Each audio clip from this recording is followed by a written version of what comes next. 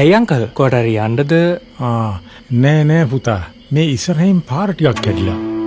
ඊයේ දරුවෙක් වැටිලා අතක් කඩාගත්තා. අංකල් මෙතන මම මේ පොඩ්ඩක් ඉඳලා කියනවා. මට කරන්න පුළුවන් එච්චරයිනේ.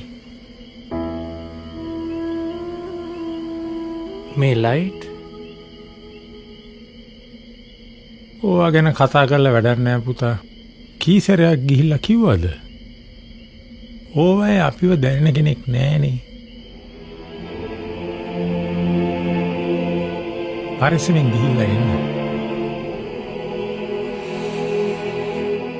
ගිහින් අංකල්.